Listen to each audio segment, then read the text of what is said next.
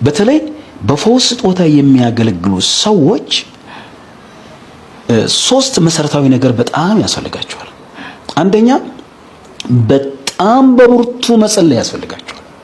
በጣም ከመንፈስ ቅዱስ ጋር መጣበቅ፣ ከእግዚአብሔር ጋር መሆን፣ ንጹህ የሆነውን ድምጽ ለመስማት ራስን መለየት በጣም ያስፈልጋል። ከጸሎት መለየት የለባቸው። ጠላት አለ፣ ስጋ አለ፣ ይህንን ስጦታ የሚያበላሽ ደሞ አለ።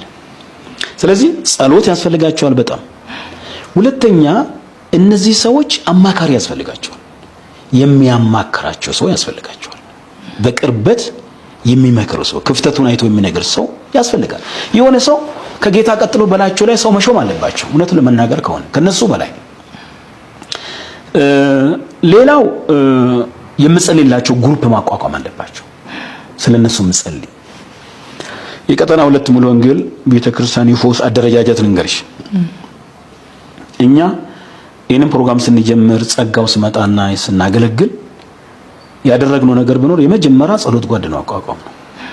የጸሎት ቡድኑ የተለየ ጸሎት ቡድን ማለት የቤተክርስቲያኒቱ ጸሎት ጓድ ቡድን ዋነኛው ሳይሆን የቅዳሜ ፈውስ ፕሮግራም ጸሎት ቡድን ማቋቋም የግድ ነበር። ይሄ ጸሎት ጓድ ቡድን የሚጸልየው ስለዚህ ጉዳይ ብቻ ነው። ስለ ፈውስ፣ ስለሚፈውሱ ሰዎች፣ ስለ ጸጋ ስጦታ፣ ስለሚድኑ ነፍሳቶች መጸለይ ነው። በዚህ ዙሪያ በጣም ብርቱ ጸሎት ይደረጋል። ሁላችንም ያለንበት ማለት ነው። ሌላው አማካሪ ነበረን። እኛ የሚመክሩ ሰዎች መድረኩን አይቶ የሚመኝ የጸጋ ስጦታ አጠቃቀማችን፣ የቃላት አጠቃቀማችን፣ የመድረክ አያያዛችን እንቅስቃሴያችን የሚገመግሙና የሚነግሩን 2 አባቶች አስቀምጠን ነበር። እነዚህ አባቶች በጣም የምናምንባቸው ናቸው። አንዱ አቶ እንዳሌ ይባላል። የቤተክርስቲያኒቷ በዛን ጊዜ አይ ቲንክ ዲያቆን ነበሩ። ሁለተኛው ደግሞ አቶ ሴፉ የዮናስ ሴፉ አባት ናቸው። እነዚህን 2ቱን በእኛ ላይ ሾም ናቸው። ቤተክርስቲያን አንድ ችግር አይታ እኛን ከመጥራቷ በፊት ቶሎ ችግሮቻችን እንድናረም ምከሩን፣ ገስጹን ብለን በላያችን ላይ ሾም ናቸው። እነኚህ 2ቱ አባቶች ሁል ጊዜ እንቅስቃሴያችንን ይቆጣጠራሉ። ኢቭን አማርኛችን፣ የቃላት አጠቃቀማችን፣ የመድረክ አያያዛችን ያለው ነገር ለእግዚአብሔር ክብር የማይሆን ለቤተ ክርስቲያኒቷ እድገት የማይሆን ለሰው ምሳሌ የማይሆን ነገር ካለ ይነግሩናል። 100% ተቀብለን እናርማለን። የምንከራከረው ነገር የለም። በራሳችን ላይ ስለሾም ናቸው። ሶስተኛ የቤተ ክርስቲያን መሪዎች የኛ መሪዎች ናቸው።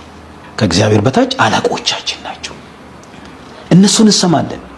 መድረካችን ገምግሞ እንዲነግሩን እንፈቅዳለን። የሚያዩብን ነገር እንዲነግሩን እንፈቅዳለን። እንመከራለን። ቢሮ ተጠርተን እንገሰጻለን። ይሄን አስተካክሉ። ለምሳሌ ብዙ ጊዜ ክርክራችን እንኳን የሰዓት አጠቃቀም ነው። 6 ሰዓት ጨርሱ ይላሉ።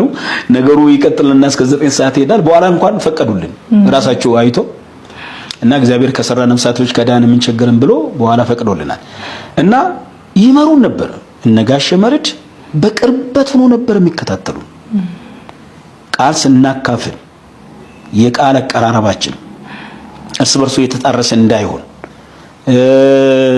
እንደው አላጎሬ እንዳይሆን ይመክሩናል፣ ያያሉ፣ ይፈትሻሉ። ጥሩ በሆነበት መንገድ ነው ሄዱ ይላሉ። አሁን በጸጋ ስጦታ ያገለግላሉ ተብሎ የምታዩ ሰዎች ተመልካች የላቸውም። አለቃው እሱ ነው፣ መካሪው እሱ ነው፣ ይሁን የሚል እሱ ነው፣ አይሁን የሚል እሱ ነው። ማን ነው የሚመክራቸው? ፈጽሞ አይነኬ እኮ ናቸው።